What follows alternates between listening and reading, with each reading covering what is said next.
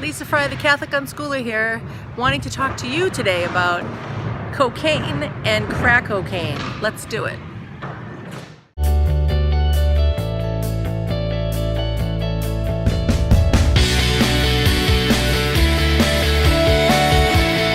the banging, they're doing reconstruction, and a lot of glare in my glasses. Sorry about that. Today we're going to learn out of the truth about drugs. And if you have any questions, you can go to thedrugfreeworld.org. Today we're going to learn cocaine and crack cocaine. Now there will be people in your life that will make excuses to do drugs. They'll say, well, what about this particular type of person with this particular problem? Why can't they use these particular things? You know, you get hooked to drugs. You do. After I had a C-section, I had to have, I thought I had to have Percocets, okay? I didn't realize I really didn't need them, but your first baby, you don't know, and the nurses are telling you, here, take this. And so when I got home, there was a moment when I realized that I really didn't need it. I was wanting it, and that's when I threw it right away. I said, oh no. So the second baby, third baby, I didn't even need it, okay? I was a disaster, okay? My mind was a disaster. You think it's helping you, but it's not. Okay, so the street names for cocaine and crack cocaine are Coke, Crack, Flake, Rocks, Snow, Charlie, and Sniff. Cocaine and crack cocaine can be taken orally, through the nose, snorted, injected with a syringe, or in the case of crack, inhalation of the fumes from heating it. The terms used to describe ingestion include chewing, snorting, mainlining, injecting into a large vein, and smoking. The word cocaine refers to the drug in a powder form, cocaine, and a crystal form, that would be the crack. It is made from the coca plant and next to methamphetamine, I hope I'm saying that right, creates the greatest psychological dependence of any drug. So we want to be safe there. Hold on. The short-term effects. Cocaine causes a short-lived, intense high that is immediately followed by the opposite. Intense feeling of depression and edginess and a craving for more of the drug. People who use it often don't eat or sleep properly. They can experience greatly increased heart rate, muscle spasms, and convulsions. The drug can make people feel paranoid, angry, hostile, and anxious, even when they aren't high. The long-term effects. In addition to those effects already mentioned, cocaine can cause irritability, mood disturbances, restlessness, paranoia, and hearing problems, okay?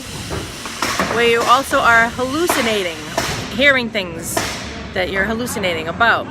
Tolerance to the drug develops so that more is needed to produce the same high, of course. Coming down from the drug causes severe depression, which becomes deeper and deeper after each use. This can get so severe that a person will do almost anything to get the drug, even commit murder. And if he or she can't get cocaine, the depression can get so intense it can drive the addict to suicide. So, one might say, oh, what's the problem? It makes me feel better. But if it has all of these horrible side effects, including killing yourself, which we don't even want to get into today about the assisted suicide, that's not a good thing, right? You are important, okay? So if we are not to be hurting other people and committing murder or hurting them in any way, why would you do that to yourself, okay? Too many people in this world will tell you that it's okay to use these drugs. They will make up excuses and reasons. Well, this person's been through that, and this person's been through this or that, hey. And it's okay that there are positive things about drugs, these illegal drugs. Wrong-go. Even these legal drugs. Wrong-go. The best state of mind to be in, even if you've had some sort of, mental thing that you've gone through, whether it is depression or some sort of trauma, the best medicine is always seeking help by talking about things, by going to God about things, not always these drugs, right? Or at all of these drugs. So stay fresh in your mind.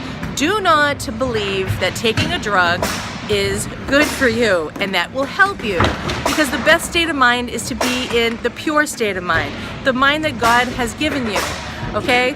I remember going to, I found out that a friend was on some psychiatric drug and they said that they had depression. I was like, wow, really? Let me call. So I started thinking, I'm like, I just want to talk to somebody, right? And then so the psychiatrist said, or psychologist, which one it was there at the time, she said to me on my machine, hello Lisa, we're ready for your medication evaluation. And all I was trying to do was make an appointment, and she was ready to dope me up. So she opens the door, and the first words, I wasn't even in the office yet, she opens the door for me, and I said, I just want to make one thing clear. I have a problem and I want to find out what that is. I want to solve it. Okay, so we didn't take any medication at all, and she helped me with my problem. It took a number of visits just for her to sit down and talk to me about things, and I refused to be on medication to help me figure out my problem. It was not necessary. Anytime I needed to be on a drug, according to the doctor, when I was younger, it did not help me out, whether I was having a baby or that story I just told you.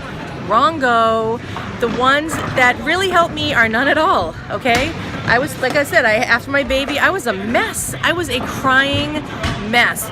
I could not figure out what was going on. I did not know why I was feeling this way. So I just want to let you know that there will be people in your life that will make up excuses, say that this is wrong and that is wrong and this source is wrong and this was right. Just stay off drugs, okay? Do whatever you can to find out what is really going on. A lot of times it's just temptations. A lot of times it's maybe you're eating the wrong types of foods that make you all loopy inside, you know? Maybe it's just, you know, you live in a bad lifestyle and you need to get with the program, you know? It's not always easy to just be pure-minded, you know? Maybe it's that you're subjecting yourself to trash, you know, visually or audibly, whatever it is. You have to clean up your act. You can't have your cake and eat it too, guys. All right? So a lot of people want to do trashy things to themselves, and then they want to know why they feel bad, and then they want to go and dope it up, and then you're causing yourself even more trouble. So God bless you this week, and the next time, let me see what we're going to be learning. Hold on. It's tough when I don't have a table. So the next time we are going to learn about synthetic drugs. That'll be interesting. Yeah. All right. So God bless you, and do your best to clean up your act. God bless. And don't be encouraged to do bad. Be encouraged to do good.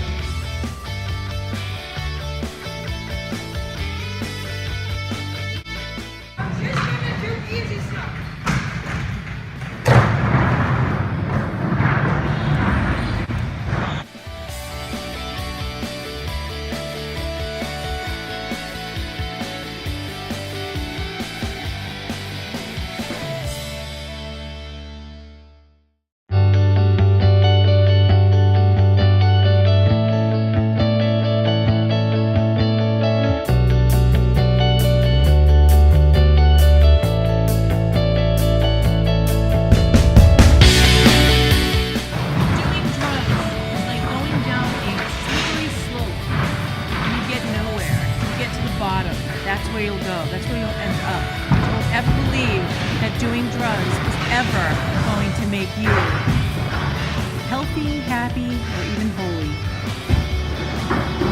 Alright guys, when you're feeling depressed, you're feeling lonely, you've been traumatized, whatever the case may be, Okay?